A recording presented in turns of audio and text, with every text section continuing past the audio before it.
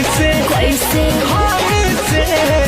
अरे साफ साफ बताओ न चलू तब चलू कैसे। थोड़ा पढ़ के इंग्लिश बोले सीधा ना है बैंड है जो मेरा घसी बैंड है पापा जी हाफ मैंड है। उम्र बारे 18 साल हमके चुमे दयापन गाल आवा नैन लड़ावा हो ई जाने बतोहरे नाम जाने अब मत तरसावा हो। साहेब दी दवाई बहुत भइल टेंशन बा तू को मरस प्यार करिलू यही से भइल रिएक्शन बा तू को मरस प्यार करिलू दिल के भीतर धड़कन में तू ही बाड़ा सांस में समाए तन मन में देवा मुचकाई करी हैया ए बालम देवा मुचकाई करी हैया ए बालम लइहा बंगलिया से दवाई बन काचे अभी हम न जानो देख डरे लगी हो कि ढोरी में पानी तोहरा लागी हो जानू बुझी हो जवानी तोहार चढ़े लागी हो सोना। काम नहीं करेला दवैया हो देह रात भर पीरा सहेले सुना ना चला ना तू गोला पति खेले कबले तू रहबू अकेले।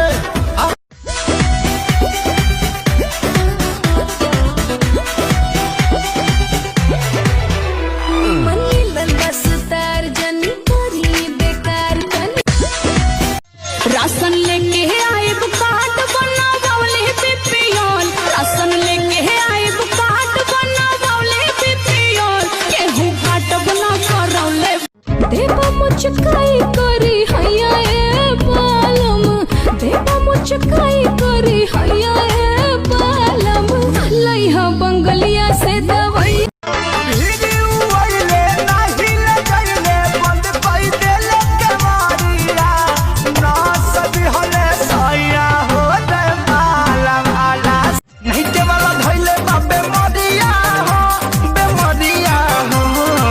पहले रही मोटे आवे मजाई राजा यबो कमर से सड़क जाता सरिया हो पहले रही मुवना गावना करा के घरे लाई लगावे ए सखी जाने गावना से आजू राई लगावे सारी गर्मी से भी जलवा देह देवरू हो की जलवा और काट ले ले बड़े गलिया दोनों हो मार दिया त्रिशूल घोड़ी ने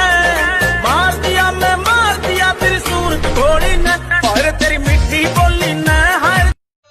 सोतल बड़ा के जागल बड़ा सुनो तरह के नहीं हो टेकुली भी चाहे आइल दे बाकी नहीं हो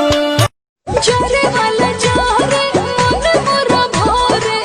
कोई के सवा खसिंगार सड़िया जब हम पेनी सुते खाती पर से भतार सड़िया ससुरा से लाज बना भसुरा से डरबा दिल बनई हर के यार सड़िया जब हम पेनी ससुरा से लाज बना भसुरा से डरबा दिल बनई हर के यार हम रहले रानी सबकी साया खींच के सैया नसल बराते डोरी खींच के कि तहरा मुंह में धराइला तो छटकता खाला मरत रहे दुनिया यही तो मिलता तहरा यहाँ तो पूरा पूरा बदन आई ठाला